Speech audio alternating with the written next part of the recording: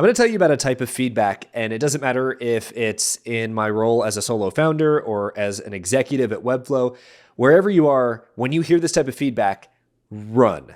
And this is all in the context of, for me this week, I've had the distinct pleasure of getting feedback from a number of people that I deeply respect. So these are people, executive colleagues that I've worked with historically, folks from organizations and folks from communities that I just deeply, deeply, deeply respect and look up to, or people that for whatever reason, whether it's the position that they're in, it's their history with me, understanding some of my quirks and nuances. These are the types of people that I know will give honest and frankly, just deeply insightful feedback. So when you're in these conversations, or when I've been in these conversations, I'll just tell you what it's been like. And over the next few videos, I'm actually going to share a lot of these insights, and I'm actually going to share the parts of my business plan out.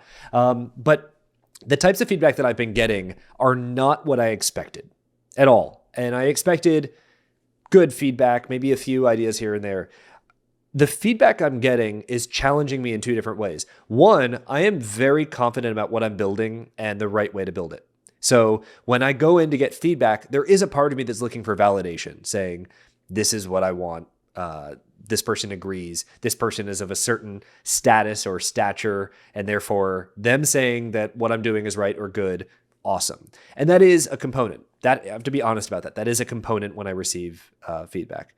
But the other part, the thing that I really deeply crave on a conscious level and even on an unconscious level, is the feedback that I might not want to hear right away. The really tough feedback, the thing that causes me to pause and say, oh, that's something I haven't considered. And I think that's where the key is. So when you get the feedback that is just the first type, it feels really good. It feels good for someone to say, you're doing the right thing. Let's go, let's go, let's go. And that's valid. That's perfectly valid. And a lot of people receive feedback that way, and that works. Nothing against that. However, if you're making big decisions, expensive decisions, time costly decisions, and you're not getting honesty, you're not getting tough love, you're not getting, in so many of these cases, insights that can potentially derail a major part of, in my case, the business plan, then I really don't know what the goal is. And I can say that the most helpful feedback I've received so far, while sometimes it's hard to hear and valid questions have been asked that I have answers to that negate some of that feedback, but that the most helpful feedback I'm getting so far, it's the feedback that's causing me to pause and scratch my head. I had a session with someone today, a very senior executive, who gave me feedback on something I just hadn't considered in terms of my entire approach. And I told him I need to take a walk. I legitimately do. I need to take like an hour walk to process and digest something that he said.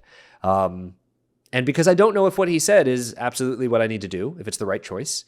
But it's one of those thinkers where it's like, I don't want to be cocky in the moment and overly confident in the moment and say, no, that's not the route. Here's why. Let me give you my 3-point plan. Why? That's not helpful. So I told him that. I said, I need to take a walk with this. I need to think about it. This is really good feedback. And I think that leads me to my other thing. Like, so those are the types of feedback. I know I'm really bifurcating this one. In reality, it's far more complicated. That tough love, that type of aggressive thing that causes me to pause for a second and reevaluate everything, that's essential. But the way that I'm going about doing this is as follows. And I think this has really been probably key to me successfully processing a lot of this feedback so far. I'm sending emails to each person I meet with, each advisor, each person who's taking their time to spend a half hour or an hour with me going through my business plan and giving me really good insights. I am taking the time to, during the call and after the call, take the notes and write down all the insights. And I'm splitting it, all those insights, and splitting it into 2 categories. And this is essential. If I were to just have a list of action items that result from a call, then it's basically like I'm taking everything that's coming in terms of input. I'm not really filtering it, and it's just turning into things that I need to do. And it's ending up in Asana, and it's just going to be a long laundry list. And frankly, if I follow all of those things, it probably won't be my business anymore. It'll probably be a distant echo that's just kind of morphed beyond my control. And that's not necessarily as interesting, and it's probably not going to be as effective. Instead, the 2 sections are, here are the takeaways I have from it. So with each advisor, I'm making a summary list. These are the things that I heard during the call. These are the good insights. These are the opinions that were shared. And those are that's my first list, the summary items from that call. The second list is action items. And those action items don't have to be decisions. They don't have to be change the nature of the business, change this outcome, approach investing this way. It's not that. Sometimes those action items are as good as, I'm going to look into this thing that you said. I'm going to check out, hey, you mentioned this other person. Can you get me an introduction to that person so I can connect with them? And by turning that list of action items into here are the real material things that are coming from these insights, I'm able to do two things. Everything seems like a list of two today, but it's really true. I'm able to give myself an actionable list of things to get done that can turn into Asana. And two, I'm actually telling that person who took their time, hey, these are the action items I'm taking as a result of the really valuable feedback that you gave me. So it's not like I'm nodding during the calls and saying, yes, that's very good, and then getting off the call and just going about my day. It's I'm taking time. This is really great advice from my coach. I'm taking time after that call to process it, to take a look at those notes and say, this person had a lot of really valid concerns, criticisms, even affirmations, positive things I should double down on. Process that. And then from there, turn that into action items. They don't have to be decisions. They don't have to be, I'm going to make this sweeping change right away. It's sometimes the decisions are, I'm going to think about this more. I'm going to process this a little bit further. I would love for you to introduce me to that person we were talking about. Can you connect me? And by kind of bifurcating it that way, I'm able to establish clarity for me, and I'm able to really share with that person the impact that they've had, even if it's very short term. Even if that impact is, you've gotten me to take an hour walk in Manhattan and think about what you said. The types of feedback I've gotten, I've met with 5 different people that I just love to death so far. I have not had a single conversation that has been wasteful. And I'm not saying that's a me thing. That's them. They have all shown up with tremendous candor, challenging me. The first meeting I had, the first person on Sunday, challenged me in 2 really big ways that caused me, it was a little uncomfortable. Not deeply uncomfortable, but a little uncomfortable, pushing me out of my comfort zone. I'm really comfortable talking to a camera. And while I can do live stuff, usually my live stuff is planned. I overly plan it. But getting into that zone where, going back to my roots of getting into the classroom and interacting with a rough script and testing things out, seeing what works in live feedback is not as comfortable for me. I've gotten very comfortable planning what I'm going to say. And this whole thing, this posting these videos, has been an exercise in no script, often not a clear outline, but I am committing to updates.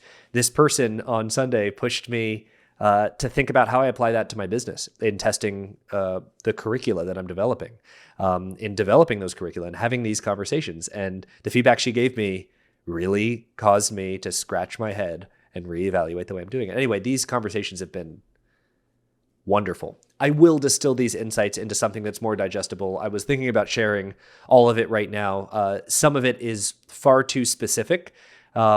And I'm sure I will be doing a much better job at not only capturing, but synthesizing this type of stuff into insights I can share with you. But for right now, I'm committing to this update, this Wednesday, January 24th update, and sharing the following with you, because I promised to share a status report on my business.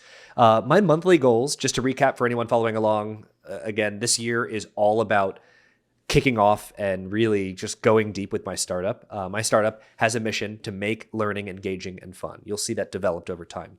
My monthly goals are to, 1, get feedback from 5 different people on version 1 of my business plan. That's the first goal. My second is to complete the filing for my business and the basic admin that's needed for the entity, the business entity. And then 3, I need to deliver an expense report of expenses that have been accumulated so far by 1/30. That is for our non-United States put the month first people.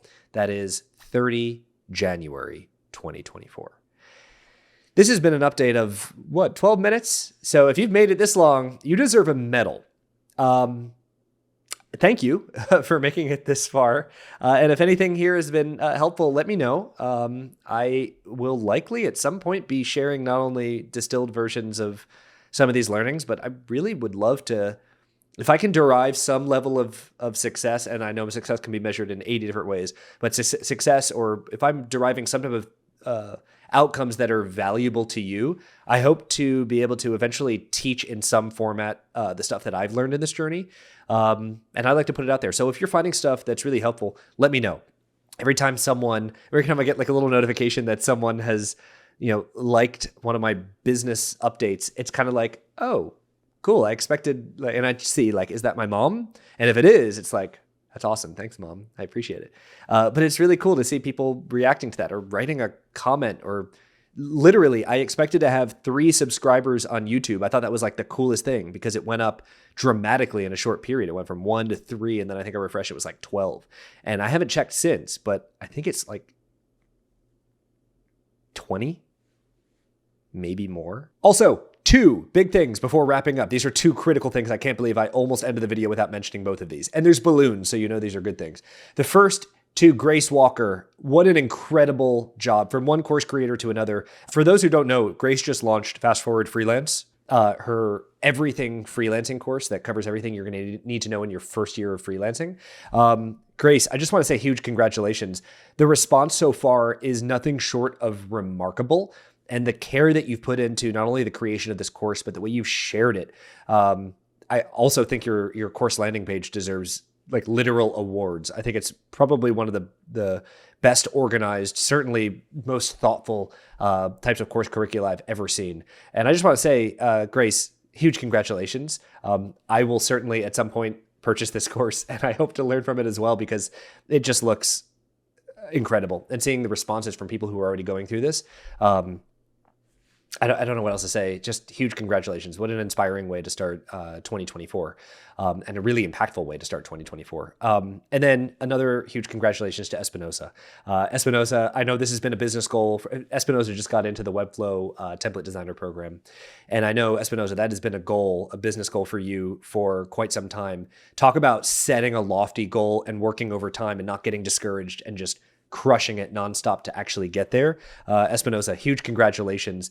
And obviously an incredible designer, totally deserving of that status and hitting that goal. I just want to say,